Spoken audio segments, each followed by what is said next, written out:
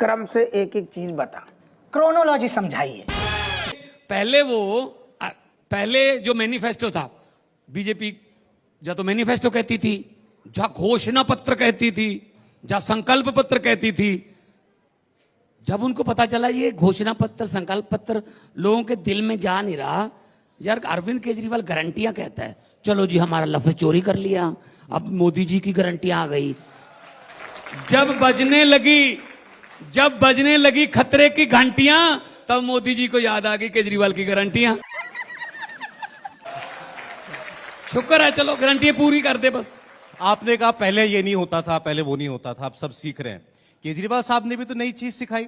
Chief minister jail में है, वो इस्तीफा नहीं दे रहे। आज तक नहीं हुआ हिंदुस्तान के इतिहास में सर, चीफ मिनिस्टर को जेल, 1 महीने से चीफ मिनिस्टर। कौन से कानून में लिखा है कि अगर सिटिंग चीफ मिनिस्टर को आरोप लगा के जेल के अंदर कर दोगे उससे इस्तीफा देना पड़ेगा? कौन से कानून में लिखा है? सर कोई मर्यादा होती है। मंद बुद्धि, तू समझ ही ना रहो। फिर से चीफ मिनिस्टर साहब की बात पे आता हूं। अब आप खुद एक सीएम है, आपको जनता से मिलना है, आपको अपनी कैबिनेट की मीटिंग करनी है, आपको अफसरों से मिलना है, ये सब कैसे जेल में होगा मुझे बताइए। आप तो मुलाकात करके आए उनसे ना। पहले ये बताओ, एक बंदा था, उसने किसी से पूछा, कहता अगर जंगल में जाओ तो आपके पीछे शेर पड़ जाए, शेर आपके पीछे हो जाए तो क्या करो? कहता मैं गोली मार दूंगा। कहता आपके पास कारतूस ना हो? कहता बंदूक का बट्ट मार दूंगा मैं। कहता आपके पास बंदूक ही ना हो? कहता मैं उस पर छुरा निकाल के उसका गर्दन काट दूंगा। कहता अगर आपके पास छुरा भी ना हो? कहता मैं जेब से लाल मिर्ची निकालूंगा, उसकी आंखों में डाल दूंगा। कहता अगर आपके पास लाल मिर्ची भी ना हो?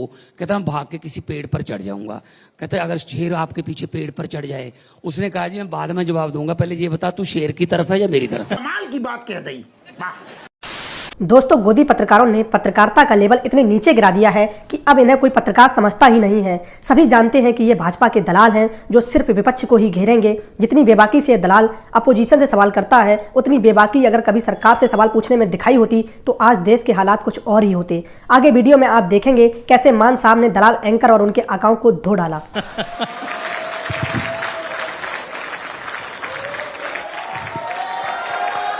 ਹੱਸਦੇ ਚਿਹਰਿਆਂ ਦਾ ਮਤਲਬ ਇਹ ਨਹੀਂ ਹੁੰਦਾ ਕਿ ਉਹਨਾਂ ਨੂੰ ਕੋਈ ਤਕਲੀਫ ਨਹੀਂ ਹੁੰਦੀ। ਉਹਦਾ ਮਤਲਬ ਇਹ ਹੁੰਦਾ ਕਿ ਇਹਨਾਂ ਨੂੰ ਤਕਲੀਫਾਂ ਨਾਲ ਡੀਲ करना ਹੁੰਦਾ है। पहले आप ये बताओ, आपने इस्तीफा लेने लेना आज किसकी तरफ हो भाई? हमने आपको कह दिया सारी मीटिंगें हो जाएंगी, सारे अफसर भी चले जाएंगे, आप दिखाते रहना, सरकार चलेगी। मैं बताता हूं मैंने क्यों। अगर शेर की तरफ हो फिर तो कुछ कर शेर की गजब बेइज्जती है। अभी पूरे देश में तो कहते हैं अब की बार 400 पार, अब की बार इतने पार। दिल्ली में क्यों नहीं कहते? क्योंकि दिल्ली में इनको पता है अब की बार सिर्फ यमुना पार। क्या बात है सर, क्या बात है सर। मैं तो ये कहता हूं अगर इनका बस चले ना, अगर इनका बस चले तो ये राष्ट्रीय गीत जो हमारा जनगण मन, उसमें से पंजाब निकाल देंगे। वो कहता है ना पंजाब सिंध गुजरात मराठा, वहां यूपी सिंध गुजरात मराठा कर देंगे ये। इनका कोई पता नहीं है भाई साहब। तो बीजेपी तो ये कह रही, इन्होंने कानून कैसे पास करना है? ऐसे करना है।